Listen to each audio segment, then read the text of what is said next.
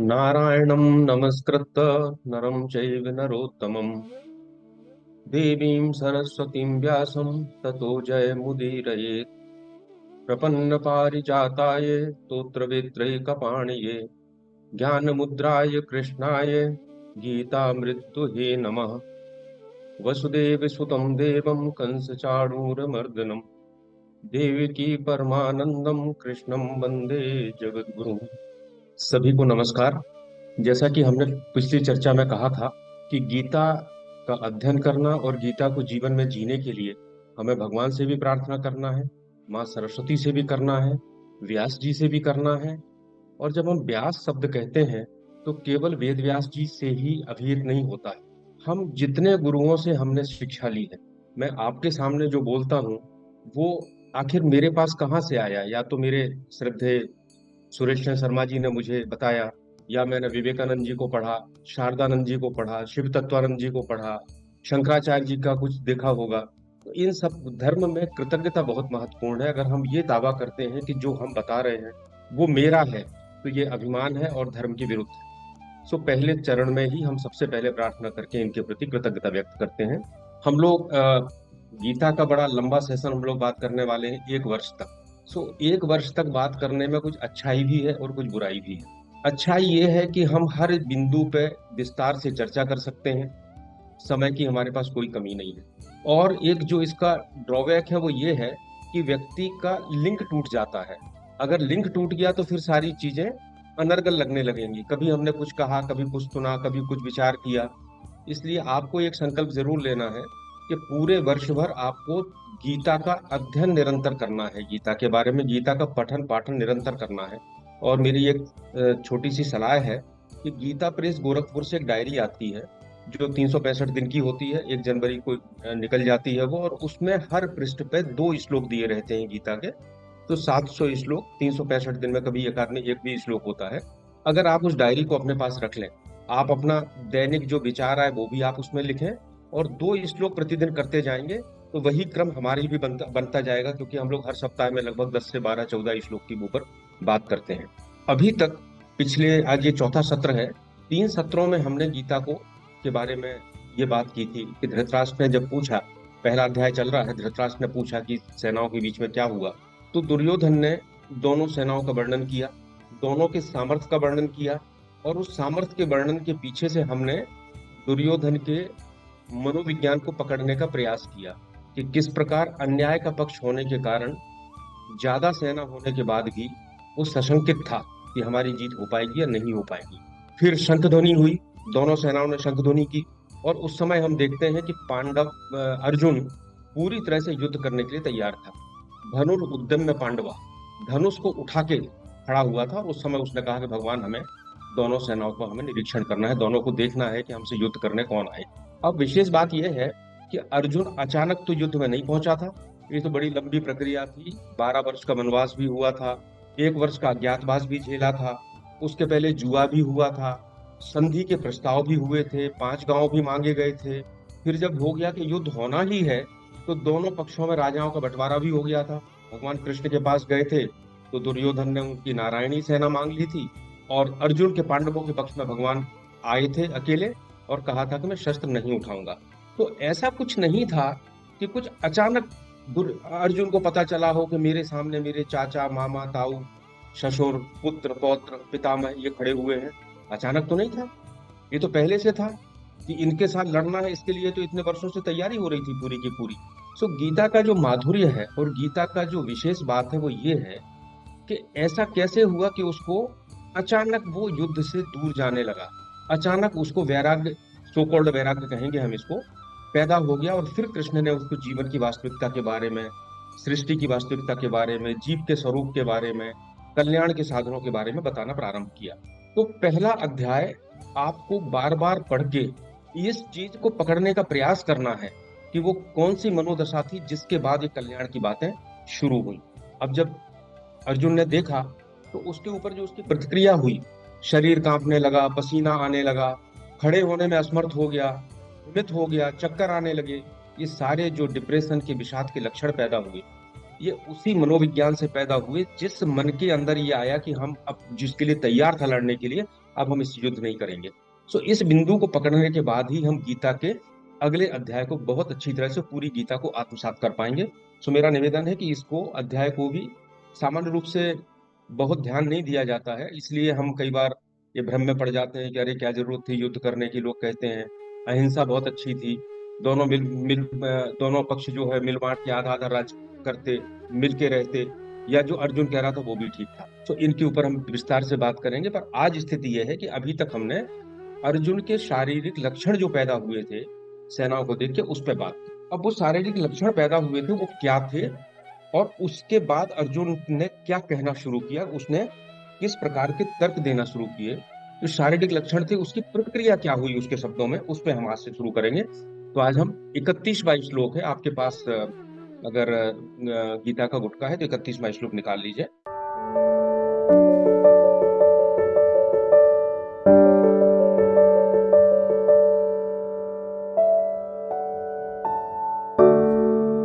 निमित्तानि च पश्यामि विपरीतानि केशव, न च श्रेयोनुपश्यामि हत्वा स्वजनम आहवे। हे कृष्ण, मैं मेरे जो शरीर में लक्षण है ये भी मुझे विपरीत दिख रहे हैं, और युद्ध में अपने स्वजन समुदाय को मारकर मैं कल्याण भी नहीं देखता। 32वां श्लोक है, नाकांक्षे विजयम कृष्ण नाचा राज्यम सुखानि च, किम नु राज्येन गोविंद किम भोगैर्जीवितेन वा। हे कृष्ण, ना कांक्षे विजयम कृष्ण, हे कृष्ण ना तो मैं विजय चाहता हूँ, न च राज्यम सुखानी चो, ना मैं राज्य का सुख चाहता हूँ। किम नो राज्य न गोविंद, हमें ऐसे राज्य से क्या मतलब है, और ऐसे जीवन किम भोगेर जीवितेन वा, ऐसे भोगों से और ऐसे जीवन से भी क्या बात है। आपको ऐसा लगेगा इसको पढ़ के कि जो हम जब कहते हैं ना कि ब्रह्म सत्यम जगन मिथ्या, तो ऐसे लगता है कि अर्जुन ठीक तो कह रहा है, जगत तो मिथ्या है, तो वही बात तो कह रहा है, वो क्या बुरा कह रहा है, वो कह रहा है क्या करेंगे हम ऐसे भोगों को लेके। महत्वपूर्ण बात यह है कि क्या जो जगन मिथ्या और ब्रह्म सत्यम वाली बात है, क्या उस स्तर तक वो मैच्योर हुआ है अभी या नहीं हुआ है, या उसका बहाना लेके ये बात करना शुरू कर दिया है। और यही गीता की वो माधुर्य है, वो कुंजी है जहां से हमें पकड़ के आगे चलना है। देखिए जीवन में जो वैराग्य है, यानी ये बात है कि जगत मिथ्या है, ये दो तरह से आता है। एक तो आता है जब हम ज्ञान चिंतन विवेक धर्म के पालन के द्वारा शुद्ध होके हमारे मन में अपने आप पैदा होता है कि बहुत हो गया, अब हमें ये सब चीजों से प्रयोजन नहीं है, अपने आप पैदा होता है क्योंकि वो एक अवस्था है। और दूसरा होता है जब हम असफल हो जाते हैं, निराश हो जाते हैं, तब भी हमें ऐसे ही लक्षण पैदा होने लगते हैं अज्ञान में। अब परीक्षा में फेल हो गए, उन्होंने कहा अब तो हमारा जीवन बिल्कुल बेकार हो गया, जीने से कोई मतलब नहीं, और आत्महत्या कर ली। तो ये वैराग्य थोड़ी हुआ। आत्महत्या में ऐसा लगता है कि हाँ उसको पूरे संसार से वैराग्य हो गया था, अब हमें कोई किसी काम का नहीं, इसलिए उसने आत्महत्या कर ली। पर नहीं, ये वैराग्य नहीं है, इसको कोई वैराग्य नहीं मानेगा। तो वैराग्य दो तरह का है, इसको एक को कहना शमशान वैराग्य। जब कोई परिस्थिति आती है तो वैराग्य हो जाता है उस समय के लिए, और जैसे ही परिस्थिति दूर होती है वो वैराग्य खत्म हो जाता है। तो वो वैराग्य असली वैराग्य नहीं है। और अब आजकल तो मुझे लगता है कहीं उसमें जाता हूँ अंतिम संस्कारों में, अब तो लोगों को शमशान वैराग्य भी नहीं होता, क्योंकि वो वहीं खड़े होकर व्हाट्सएप और फेसबुक चलाते चलाते हंसते मजाक करते रहते हैं। तो वो चीज भी खत्म हो गई, अब तो वो परिस्थिति थी वो भी खत्म हो गई हमारे लिए। तो इसमें दो चीजें कहा, निमित्तानि च पश्यामि, कि मेरे शरीर में जो निमित्तानि, जो निमित्त पैदा हो रहे हैं, शकुन पैदा हो रहे हैं, कांपना पसीना आना, ये मुझे ठीक नहीं दिखते। और दूसरा कहता है कि मैं विचार करूं, न न च श्रेयोनु पश्यामि, अगर मैं विचार भी करता हूं तब भी मुझे ठीक नहीं लगता। अब आप कोशिश बात करिए कि इसमें ये बात क्यों आई। इसलिए आई कि उसके सामने स्वजन थे, उसके खुद के लोग थे। अगर खुद के लोग ना होते तो राज्य भी अच्छा था, विजय भी अच्छी थी, और भोग भी अच्छे थे, क्योंकि वो चाहता था केवल हमारे स्वजन के लिए हो, किसी और के लिए नहीं। सो महत्वपूर्ण बिंदु ये है। अब वैराग्य क्या, जो बात है कि कैसे कैसे इमेच्योर अवस्था में आता है, मैं आपको एक उदाहरण दूं। एक छोटा बच्चा जिसकी 4-5 साल आयु है, वो कहता है मुझे भी शादी करना है। माता पिता बहुत खुश होते हैं, अच्छा बेटा तुम्हें किससे शादी करना है। वो चारों तरफ देखेगा, वो कहेगा दादी से शादी करना है, जो दादी बगल में बैठी हैं। तो सब लोग हंसने लगेंगे। अब ये उसकी विचार की परिपक्वता थोड़ी है ये। इसी तरह जो अर्जुन को वैराग्य हुआ वो भी कोई विचार की परिपक्वता से पैदा नहीं हुआ, ना उसकी परिस्थितियों से पैदा हुआ। ये तो जो शमशान वैराग्य कहते हैं वो है। और अगर समय वो हट जाता तो फिर उसके जीवन की प्रगति ही खत्म हो जाती है, फिर तो पलायन हो जाता पूरी तरह जीवन से। और गीता तो जीवन में संघर्ष करना, जीवन की परिस्थिति को स्वीकार करना और उसमें से अपने कल्याण के मार्ग की बात करती है। अगला श्लोक है 33वां। येषाम् अर्थे कांक्षितम नो राज्यम भोगा सुखानि च का इमेव स्थिता युद्धे प्राणाः त्यक्त्वा धनानि च। अब अर्जुन कहता है कि जिनके लिए हम राज्य, भोग और सुख आदि चाह रहे हैं, अभीष्ट हैं, वे सब तो धन और जीवन की आशा त्याग कर खड़े हैं। इसमें फिर वही महत्वपूर्ण बात है, जिनके लिए हम चाह रहे हैं। अर्जुन खुद के लिए नहीं चाह रहा, वो अपने स्वजनों के लिए चाह रहा है। आप अगर विचार करेंगे, बच्चे से लेकर बड़े तक की जो अवस्थाएं होती हैं, तो जो छोटा बच्चा होता है वो सब कुछ अपने लिए चाहता है। एक छोटे बच्चे का खिलौना भी कोई छीन लेगा तो रोएगा, पीटेगा, चिल्लाएगा। अपनी टॉफी, अपनी मिठाई भी किसी को देने तैयार नहीं होगा, क्योंकि बच्चा केवल अपने लिए जीता है। उसके पास अभी ये विवेक नहीं आया है कि हमें दूसरों को भी देना है, मिलना बांटना भी है, समाज में भी रहना है। लेकिन जैसे ही बड़ा होता है तो सबसे पहले वो अपना, अगर बड़ा भाई होगा या बड़ी बहन होगी तो छोटे भाइयों के साथ बांटना शुरू करेगा। वो खुद नहीं लेगा, वो कहेगा छोटे भाई को दीजिए। सो ये भाव पैदा होता है। इसके बाद हम अपने परिवार के लिए कुछ करते हैं।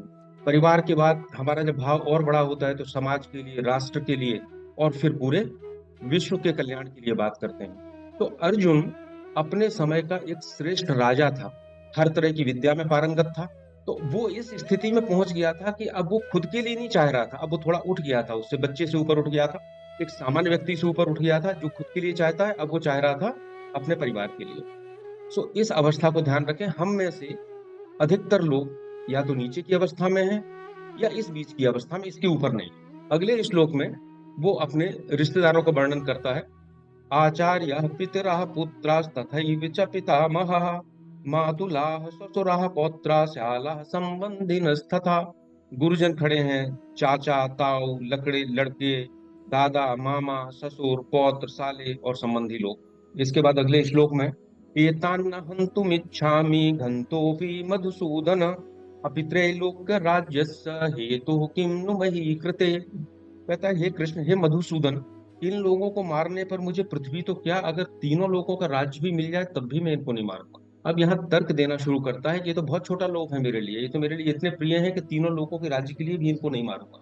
गीता में 700 श्लोकों में अगर सारे उपनिषदों का सार है, वेदों का सार है, तो 700 श्लोक कितने होते हैं? 700 श्लोक का मतलब है ज्यादा से ज्यादा 8-10 हजार शब्द होते हैं। तो इसमें हर शब्द का अर्थ है। अगर मधुसूदन कहा है तो इसका भी अर्थ है, कृष्ण कहा है तो उसका भी अर्थ है, जनार्दन कहा है तो उसका भी अर्थ है। तो शायद मधु मधु नामक दैत्य को भगवान कृष्ण ने मारा था। अर्जुन शायद ये ध्यान दिलाना चाहता है कि भगवान, आप मारने की बात करते हो, आपने भी तो मारा है, लेकिन आपने कभी अपने पिता और मामा और चाचा और पुत्र को नहीं मारा। आपने तो उसको मारा जो दैत्य था। और आप मेरे से कहते हो कि मैं अपने संबंधियों से लड़ूं। अब यहाँ तो संबंधी हम कैसे लड़ें? तो दो स्थितियां यहाँ मुझे लगता है, ये अर्जुन कैसे बोल रहा है, हम इस पे विचार करें।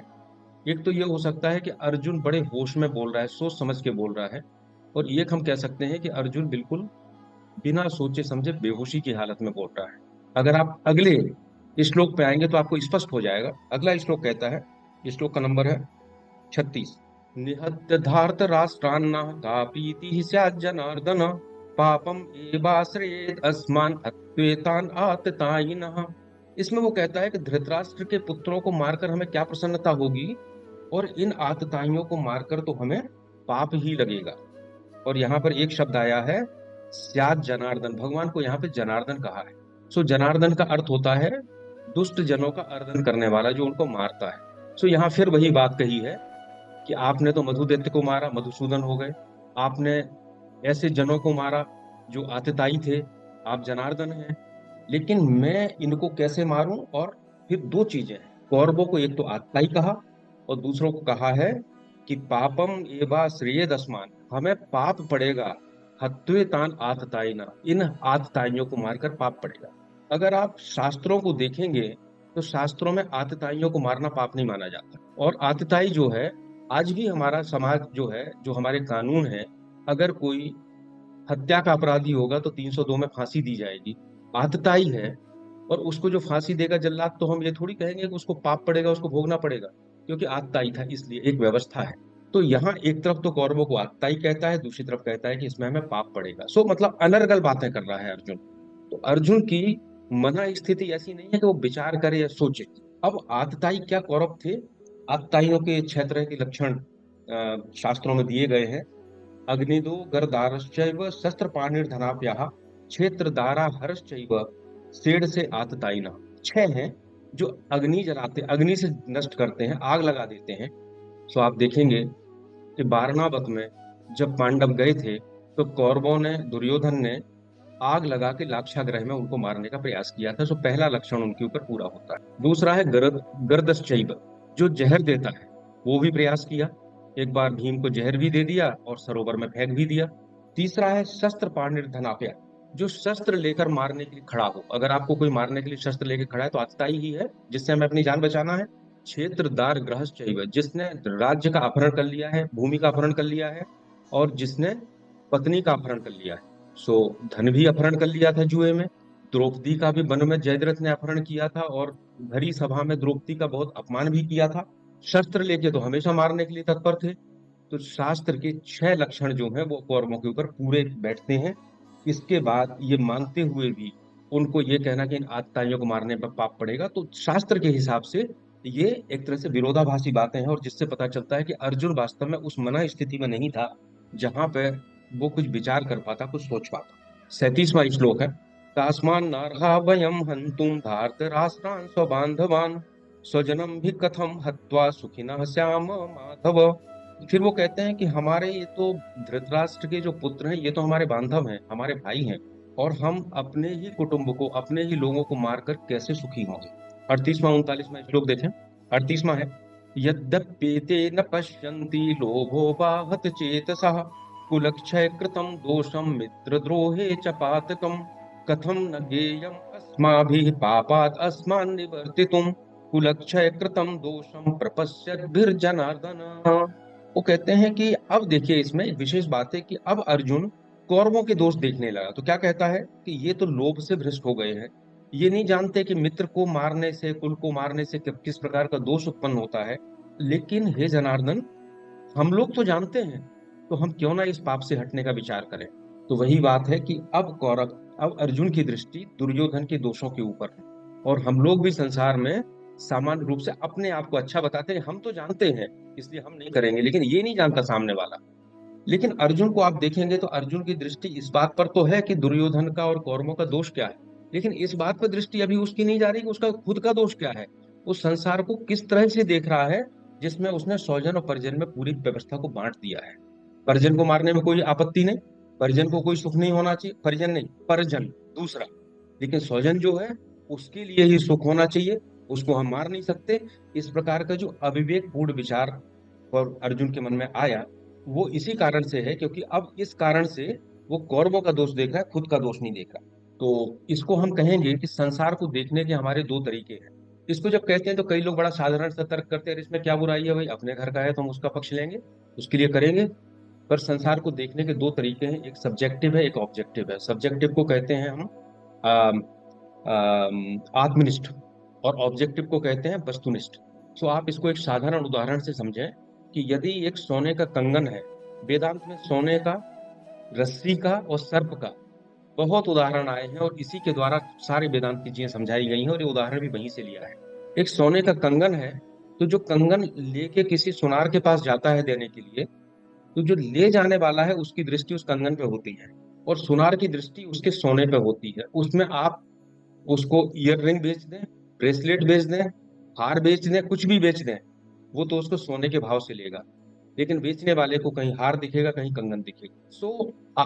पूरी गीता आपको ये सिखाती है कि कैसे हम ऑब्जेक्टिव से सब्जेक्टिव पे जाए, कैसे हम वस्तुनिष्ठ से आत्मनिष्ठ रूप में संसार को देखें। एक स्वामी आत्मानंद जी एक उदाहरण देते हैं अपनी पुस्तक में।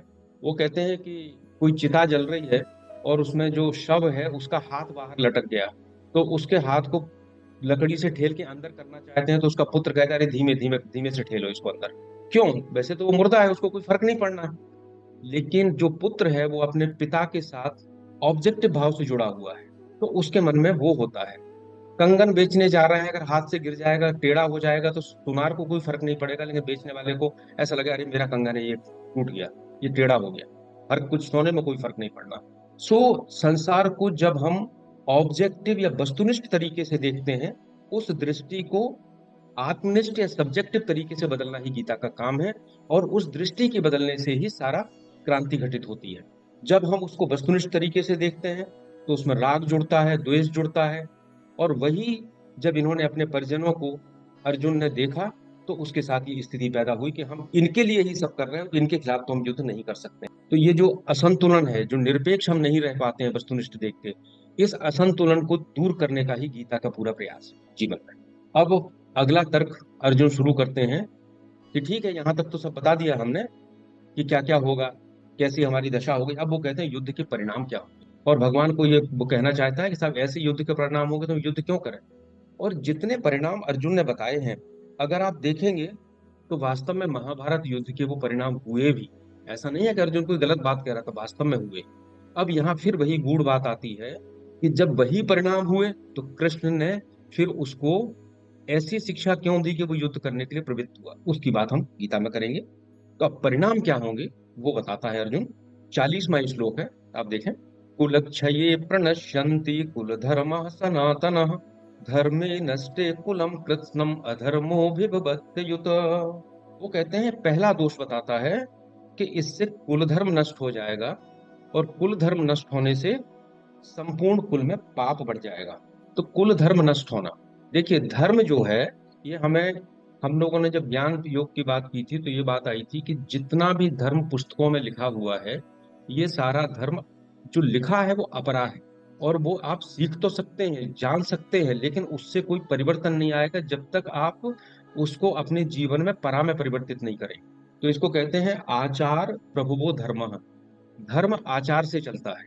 अगर इस युद्ध में बड़े बड़े लोग मर जाएंगे, जो ज्ञानवान लोग मर जाएंगे, ऐसे लोग मर जाएंगे, पितामह जैसे लोग मर जाएंगे जिन्होंने धर्म का आचरण किया है। और धर्म एक से दूसरे में बातों के द्वारा ट्रांसफर नहीं होता है, वो आचरण के द्वारा होता है। यद यद, गीता का ही श्लोक है, यद यद आचरति श्रेष्ठ तत्तद एवे तरो जना स यत् प्रमाणम कुरते लोकस तत् अनुवर्तते।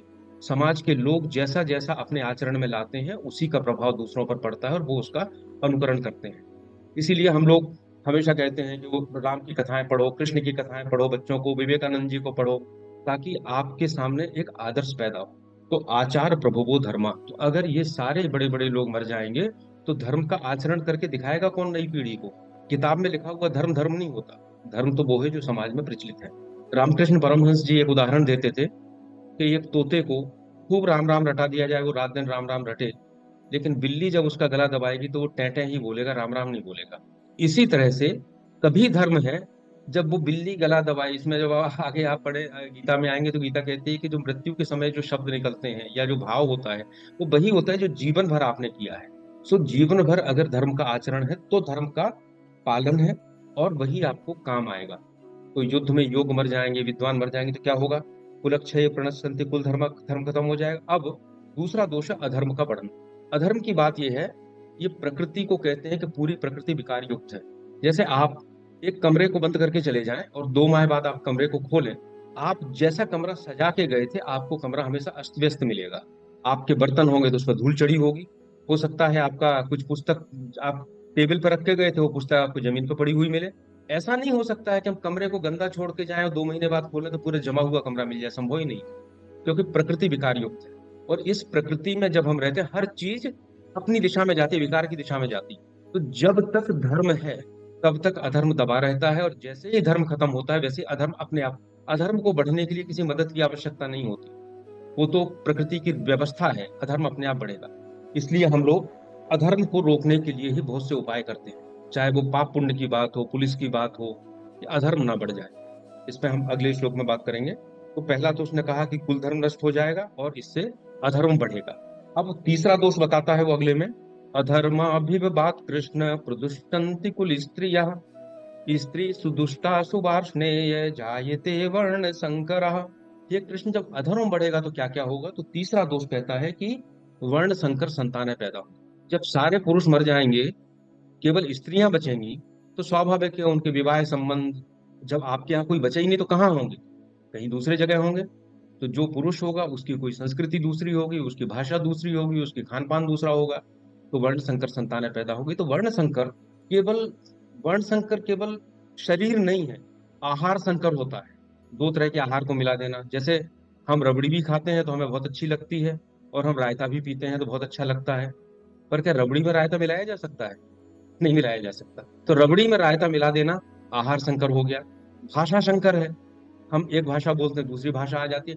बहुत सी चीजें हैं जो कुल मिला के संस्कृति पे प्रभाव डालती हैं, और उसके कारण से जो हमारी प्रगति होती है, जो एक मार्ग है, उस पर व्यवधान आता है। तो वो सबसे पहले कहता है कि स्त्रियां स्त्रियां दूषित होंगी और इससे वर्ण संकर पैदा होंगे।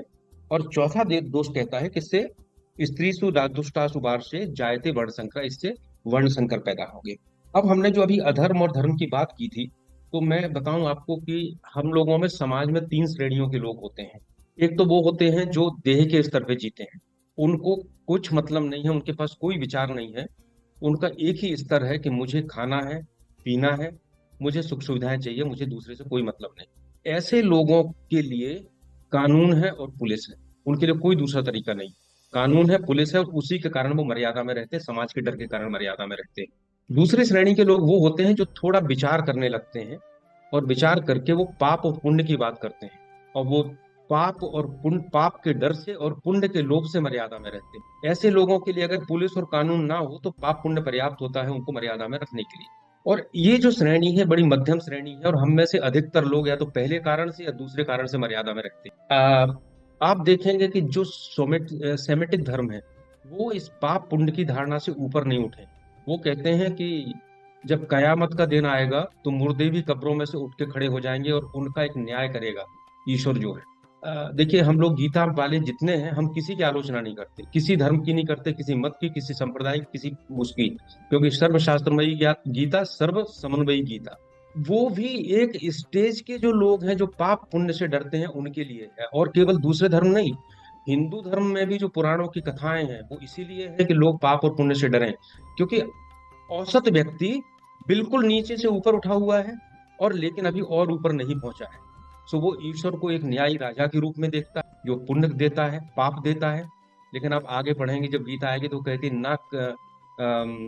ना तो भगवान पुण्य देता है ना पाप देता है। ऐसे गीता में आगे श्लोक आएगा, उसकी बात करेंगे, क्योंकि वो आगे की स्टेज के लिए है। और तीसरे जो व्यक्ति होते हैं जो इससे ऊपर उठ जाते हैं, उनको हम लोग ऋषि कहते हैं।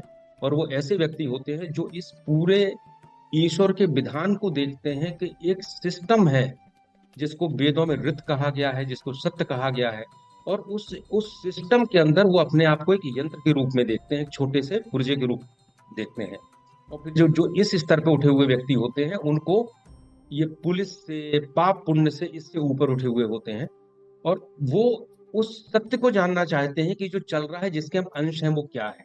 तो गीता का जो उद्देश्य है, वो पहले स्तर से आपको उठा के दूसरे स्तर से होते हुए तीसरे स्तर तक ले जाना है। ये परम कल्याण का जो मार्ग है, ये गीता आपको बताती है। तो यहाँ पे जो बात है मुख्य रूप से वो ये है कि जब धर्म पालन होता है तो धर्म पालन से बुद्धि शुद्ध होती है।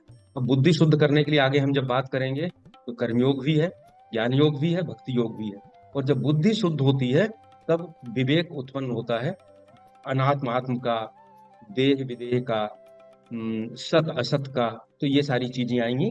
और जब अधर्म बढ़ता है और बुद्धि अशुद्ध होती है तो विवेक खत्म हो जाता है। और अभी अर्जुन के साथ यही है कि उसका विवेक उसके पास नहीं, इसलिए ये सारी घटनाएं हो रही हैं। और इन घटनाओं के माध्यम से भगवान हमको इस सृष्टि की जो व्यवस्था है, समाज की जो व्यवस्था है, लोगों की जो मनोदशा है, उसके बारे में गीता में बताते जा रहे हैं। गीता इसीलिए कालजयी है। ये किसी किसी कालखंड के लिए नहीं है कि 5,000 साल पहले कही थी तो अब बेकार हो गई, नहीं, वो भी नहीं है। दूसरा, गीता किसी भौगोलिक सीमा तक सीमित नहीं है, क्योंकि जितनी चीजें आप सुनते जा रहे हैं, ये चीजें हर नस्ल पे, हर हर जाति पे, हर उम्र पे, हर विचार, हर तरह के लोगों पे है, लागू होता है। अगला भगवान कहते हैं, पांचवा दोष बताते हैं, श्लोक 42। शंकरो नर शंकरो नरकायैव कुलघ्नानां कुलस्य च पतन्ति पितरो हेषां लुप्त पिंडोदक क्रियः। जो वर्ण संकर होते हैं, वो जो परिवार में पिंड और तर्पण होता है उसको भूल जाते हैं, और इससे पितर लोग अधोगति को चले जाते हैं। एक बात ध्यान दीजिएगा, ये सारी बातें भगवान कृष्ण नहीं कह रहे, ये अर्जुन कह रहा है। और अर्जुन वो कह रहा है जो उसने जगह जगह सुना हुआ था, ना तो उसका खुद का अनुभव है और ना ये भगवान के शब्द है। लेकिन ये जो श्लोक है ये गीता में आया है। और जैसा कि आजकल आधुनिक लोग, ये बड़ा एक चलता है कि मृत्यु भोज नहीं होना चाहिए, कुरूति दूर होना चाहिए, तर्पण अर्पण सारी चीजें बेकार है। इस श्लोक पे हम थोड़ी सी बात करेंगे अर्जुन की दृष्टि से, फिर हम आगे चलेंगे। लोगों को लगता है कि इसका कोई वैज्ञानिक आधार नहीं है। तो जब हम 8वें अध्याय में आएंगे गीता पे, तो 8वां अध्याय इस बात को लेके है कि जीव की क्या गति होती है, मृत्यु के बाद जीव कहाँ जाता है, कैसे जाता है, पुनर्जन्म क्या होता है, इसको भगवान कृष्ण ने बताया है। तब इस चीजों को स्पष्ट होगा। लेकिन हम यहाँ पे केवल दो चीजें कहना चाहते हैं। विवेकानंद जी ने कहा है कि अधिकतर स्थानों पर जो धर्म का आविर्भाव हुआ है, पैदाइश हुई है, वो पितर पूजा से ही हुई। आप पुराने देखेंगे, चाहे मिस्र के पिरामिड हो, बेबीलोन की सभ्यता हो, इनमें वो ये माना करते थे कि जैसा शरीर है इसी तरह का एक और प्रतिरूप होता है, और इसलिए उस मृत शरीर को वो हमेशा अच्छी तरह से पिरामिड में रखा करते थे ताकि वो खराब ना हो, और बाद में जब कयामत का दिन आए तो वो उसको जो ईश्वर जो न्याय करेगा उसके अनुसार उसको पुण्य मिल सके, पुण्य मिल सके जो भी है। हमारे यहाँ वेद ये कहते हैं कि ये पूरा जो संसार है ये ईश्वर की संकल्पना है। ब्रह्म जब एक था तो उसने एक से अनेक होने की कामना की, एको हम बहुश्यामा। उस कामना के कारण वो एक से अनेक हुआ और इस सृष्टि का उद्भव हुआ। और आज भी देखिए, अब पूरा संसार ही विचार का व्यवहारिक रूप है। हम जो विचार करते हैं उसी को क्रिया करते हैं। अगर विचार नहीं होगा तो क्रिया भी नहीं होगी, कर्म भी नहीं होगा, और उसी के अनुसार संसार का निर्माण होता है। एक कई बार हमारे यहाँ फिल्में भी बहुत अच्छी बनती हैं, और कई बार बहुत अच्छे डायलॉग आते हैं। एक डायलॉग शाहरुख खान का एक फिल्म का है कि जब तुम किसी चीज को पूरी शिद्दत से चाहते हो तो सारी कायनात उसको पूरा करने के लिए लग जाती है। तो बड़ा बच्चे भी इसको बोलते हैं। यानी आपका जो विचार होता है उस विचार को पूरा करने के लिए पूरी प्रकृति उसमें आपकी मदद करती है, क्योंकि सब कुछ विचार का ही है। तो जो पिंड और तर्पण की बात है वो भी हमारे पूर्वजों को कि शुभ की कामना है जो हम लोग बैठ के करते हैं, और उस कामना को करने में कोई बुराई नहीं है।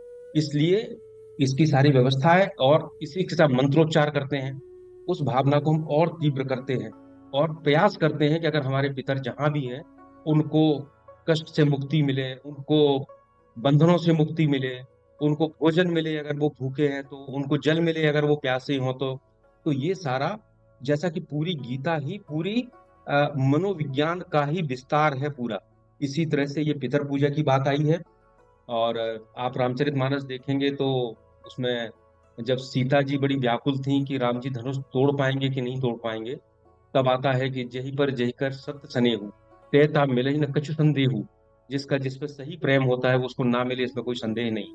प्रेम होना मतलब उसकी कामना करना, कामना मतलब कामना करते हैं तो प्रकृति उसको पूरा करने में लग जाती है। तो हम लोग कामना करते हैं कि मैं इस परीक्षा में पास हो जाऊं, बच्चों से कहते हैं तो मन में ये विचार मत लाना कि तुम पास नहीं होगे, तुम ये विचार रखना कि तुम जरूर सफल होगे।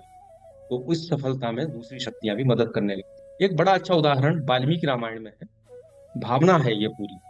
इसलिए जब हम कहते हैं कि मृत्यु भोज की कुरीति खत्म होना चाहिए, तो निश्चित रूप से होना चाहिए। अगर एक व्यक्ति अपने पूरे घर को गिरवी रख के मृत्यु भोज करा रहा है तो वो बहुत बुरा है। लेकिन अगर वो इतना आधुनिक हो गया कि वो अपने पितरों के लिए 13 दिन घर में नहीं रुक सकता, आजकल बच्चे जो है चौथे दिन पता नहीं कौन सी पूजा करके भाग जाते हैं, बैंगलोर चले जाते हैं, विदेश चले जाते हैं। अगर इस लेवल पे पहुंच के हमारी भावनाएं ही खत्म हो गई तो ये बहुत गलत है। तो एक बड़ा अच्छा श्लोक है महाभारत में, महाभारत वाल्मीकि रामायण में। जब भगवान राम जंगल में थे, वन में थे, तो उन्हें पता चला कि अ, दशरथ जी का स्वर्गवास हो गया है। तो राम लक्ष्मण और सीता ने तय किया कि हम लोग यहाँ भी तर्पण करेंगे उनका, अपने पिता का। तो अब जंगल में तो कुछ था नहीं, तो जड़ी बूटियां जो कंदमूल फल थे वो इकट्ठे किए गए। जो आसपास के ब्राह्मण थे उनको बुलाया गया। अच्छा, ये श्राद्ध खाने के लिए ब्राह्मण आने वाले भी ऐसा नहीं है हर कोई हो, जो सच्चरित्र हो, जो शास्त्रों का ज्ञाता हो, जिसके मन में अपने यजमान के कल्याण करने की भावना हो, तो ये माना जाता है कि उसके माध्यम से पितर उसको ग्रहण करते हैं। तो एक श्लोक आता है कि जैसे ही ब्राह्मण आके भोजन करने बैठे तो सीता जी जाके झाड़ियों के पीछे छिप गई। तो भगवान राम उनसे कहते हैं, किमर्थम शुभ्रु नष्टासी मुनीन दृष्टवा समागतान। तुमने इन मुनियों को इकट्ठा देखते हुए तुम छिप क्यों गई? अब सीता जी तो चली गई। तो सीता जी जवाब देती हैं कि पिता तो मया दृष्टो ब्रह्मणांगेषु राघव। हे राघव, मुझे तो इन ब्राह्मणों में दशरथ जी दिखाई दे रहे हैं, तुम्हारे पिता दिखाई दे रहे हैं, कि ब्राह्मण भोजन नहीं कर रहे हैं, तुम्हारे पिता आके भोजन कर रहे हैं। और फिर अगला श्लोक कहता है कि जिन राजा दशरथ ने मुझे पुत्र वधू के रूप में राजमहलों में देखा है, वो भला मुझे इस वेश में, बन के वेश में देख के उनके ऊपर क्या गुजरे कि मेरे पिता सामने बैठे हैं, इसलिए मैं छिप गई हूँ। जिस प्रकार का भोजन मेरे दासों के दास भी नहीं करते, उस तरह का भोजन मैं उनको प्रस्तुत कर रही हूँ, तो मैं सहन नहीं कर सकती हूँ कि राजा दशरथ सामने बैठे और मैं उन्हें ऐसा कंदमूल फल भेजूं। इसलिए मैं पीछे जाके छिप गई हूँ। तो आप भावना देखिए पितरों के प्रति। सो केवल आधुनिकता में बह के ये कहना कि नहीं नहीं नहीं सब बेकार है, कुछ नहीं करना है, ऐसा नहीं है। हमें एक आधुनिक युग के अनुसार हमें उसको परिवर्तित करना है। स्थिति नहीं है तो हमें घर नहीं बेचना है, लेकिन ऐसा भी नहीं हो सकता है कि हम अपने पितरों के प्रति अपनी जो भावनाएं हैं वो छोड़ दें। ये तो संदर्भ आ गया, इसलिए मैंने कहा। तो एक उसका ये कहना है जो अर्जुन ने देखा था कि अगर ये पितरों को हम पिंडदान नहीं करेंगे तो फिर ये अधोगति को प्राप्त होंगे। अगला श्लोक है 43वां। दोषै रेते कुलघ्नानां वर्ण संकर कारके उत्सादन्ते जाति धर्म कुल धर्माश्च शाश्वतः। अगला है 44वां।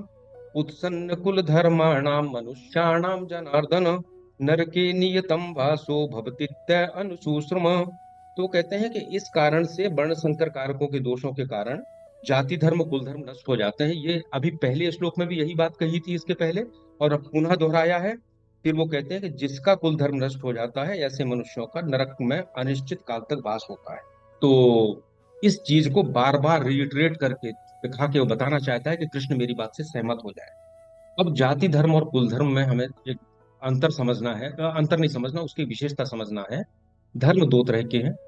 एक तो वो है जो सत्य पे आधारित है, और सत्य पे आधारित है जो वेद से की परंपरा को लेके उद्भूत हुआ है, जो संसार की असारता बताता है, नित्य नित्य की पहचान कराता है। और दूसरा है जो अंधविश्वास पे आधारित है। तो बहुत से हमारे जाति धर्म और कुल धर्म तो ऐसे हैं जो परंपरा से चले आ रहे हैं। एक कहानी है कि एक लड़के की जब बारात घर आई तो बहू दरवाजे पे खड़ी हो गई आके। अब उसको अंदर बुलाना था तो सास खड़ी हो गई, नहीं अभी बहू अंदर नहीं आएगी, अभी हमारा एक कुल की रीति है, हम उसको पूरा करेंगे तब बहू अंदर पैर रखेगी। तो कुल की रीति के लिए बोले एक बिल्ली मंगाओ कहीं से पकड़ के तत्काल।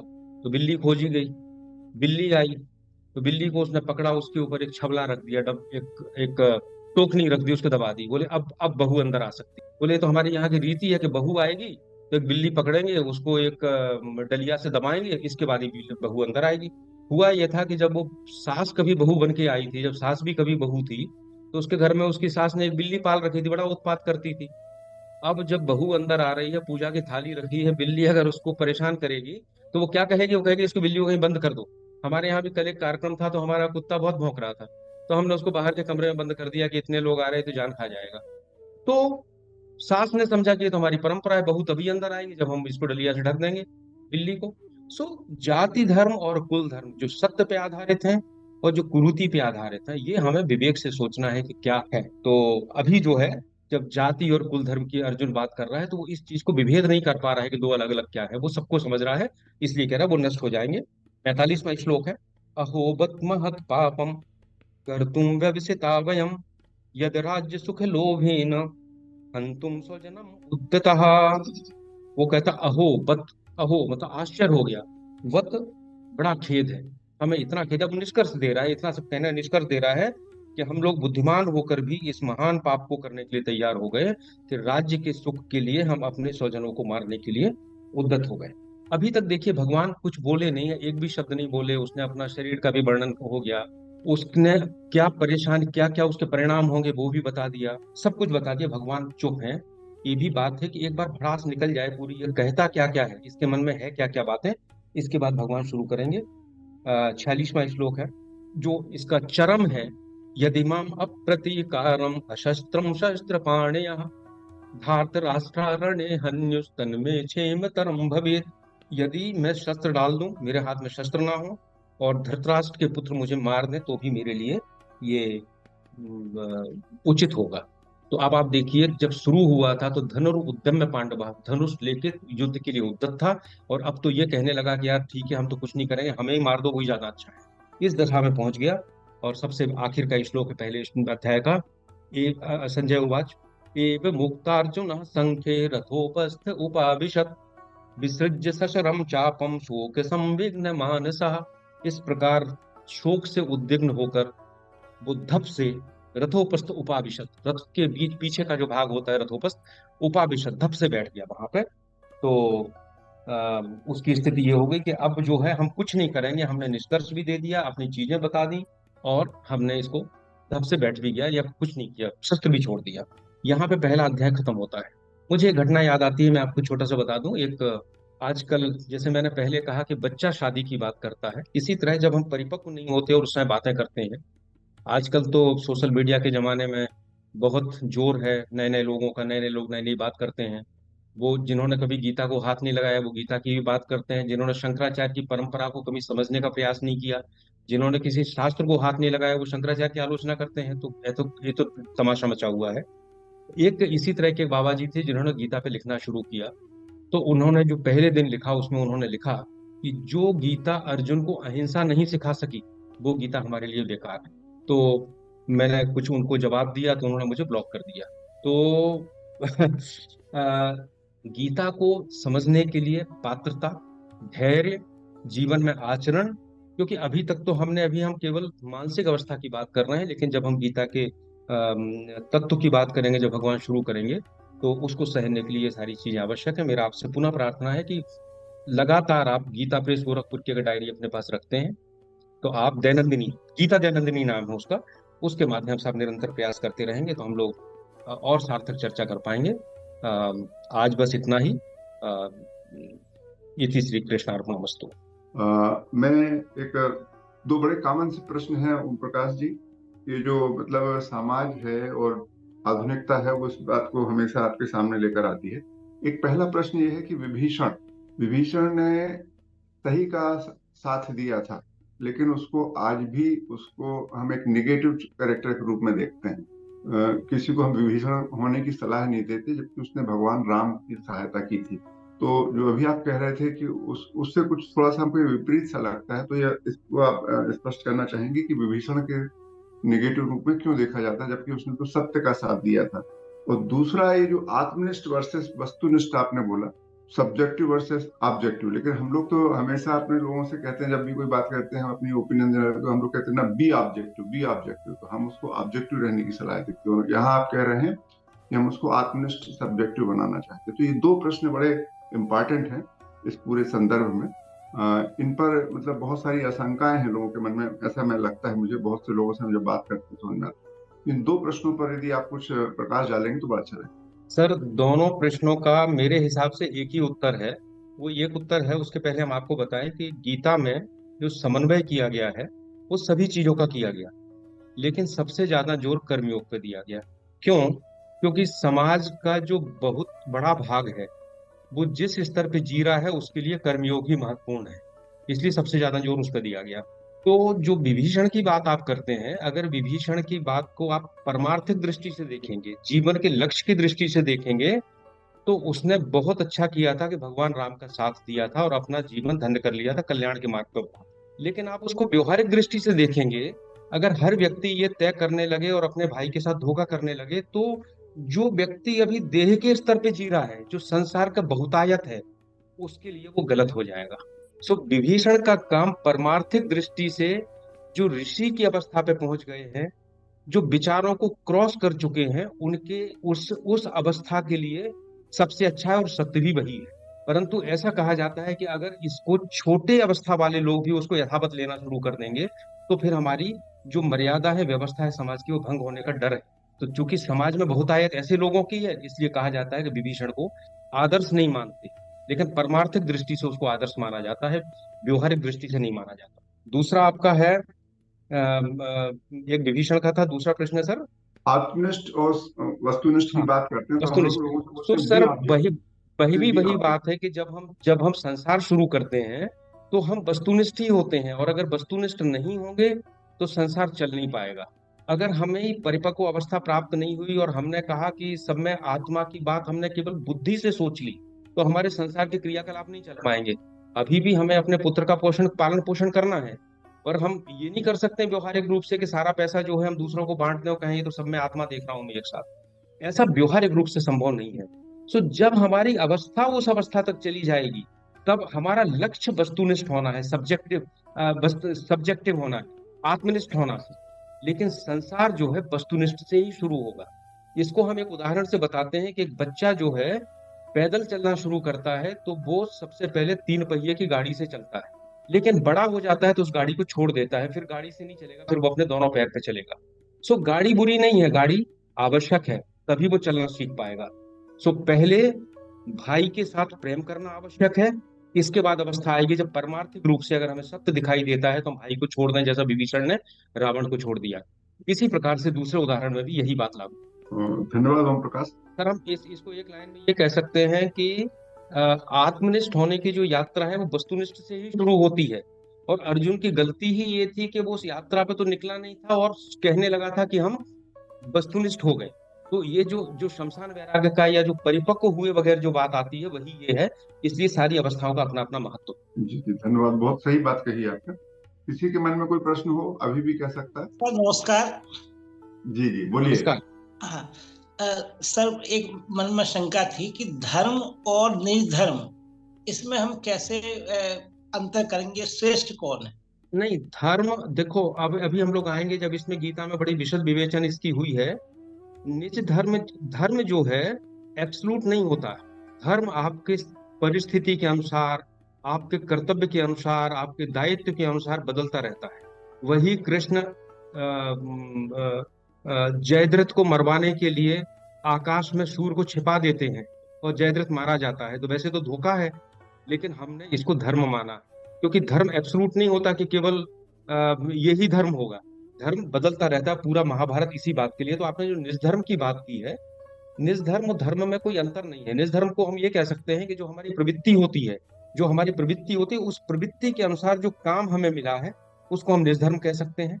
दूसरा हम ये कहते हैं कि जो हमारी अवस्था के अनुसार है, मैं गृहस्थ हूँ तो पुत्र का पालन करना निजधर्म है, पर सन्यासी हो जाऊंगा तो परिवार का पालन करना हमारे लिए अधर्म हो जाएगा।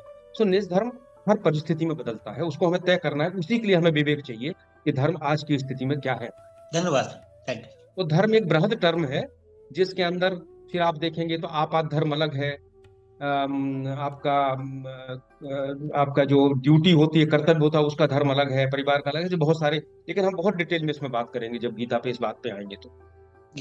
सर ये बड़ा मतलब टेम्पटेशन इसमें लगता है कि शरीर के लेवल से हम कैसे ऋषि के लेवल तक जल्दी से जल्दी अपनी यात्रा करें। तो इसके लिए क्या सुझाव रहेगा सर आपका? क्योंकि हर किसी की इच्छा होती है कि हम ऋषि बन के, मतलब जो हम मोक्ष की कामना करते हैं वो बेसिकली वही हुआ कि हम हाईएस्ट लेवल पे पहुंच गए हैं, जो आप आत्मनिष्ठ की बात कर रहे हैं सर। तो आप बिल्कुल ठीक कह रहे हैं। गीता में जो है, जब हम गीता के अध्याय को पूर्ण करते हैं तो हम कहते हैं उपनिषत्सु गीतासु उपनिषत्सु ब्रह्म विद्यायाम योग शास्त्रे। तो ये उपनिषद का सार है, ब्रह्म विद्या है। तो जो हम कहते हैं कि हमें इस जगह जाना है, ये हमारा केवल जानकारी है, ब्रह्म विद्या है जो बताइए। लेकिन योग शास्त्र, उसका प्रैक्टिकल एप्लीकेशन कैसे करना है जीवन में, वही तो गीता बताती है। तो गीता में साधना भी है और सिद्धि भी है। अभी जब हम कर्मयोग से शुरू करेंगे तो वो साधना का पार्ट शुरू करेंगे कि कर्मयोग से कैसे साधना शुरू होती है। और जो यात्रा है वो तब तक शुरू नहीं होगी जब तक हम उसको, कर्मयोग को अपने जीवन में नहीं लाएंगे, अपने व्यवहार में नहीं लाएंगे। जैसे मान लीजिए ये कहते हैं कि हमें सारे कर्मों को भगवान को समर्पित करना है, बीच में आती स्टेज है वो भी। अगर हम कर्म करते हुए ये मन में भाव नहीं होगा कि हम भगवान के लिए कर रहे हैं, भगवान को समर्पित कर रहे हैं, तो हम योग शास्त्र जो शब्द है, हम उसका एप्लीकेशन व्यवहारिक नहीं कर रहे हैं, तो हमारी प्रगति भी नहीं। तो आपने कहा जल्दी से जल्दी कैसे करें, जो पूरी साधना पद्धति अब शुरू होगी गीता में, उसको जितनी जल्दी आप जीवन में और अपने विचारों में अपना लेंगे उतनी जल्दी प्रगति होगी। Sir thank you sir, thank you sir, thank you, all bless. धन्यवाद।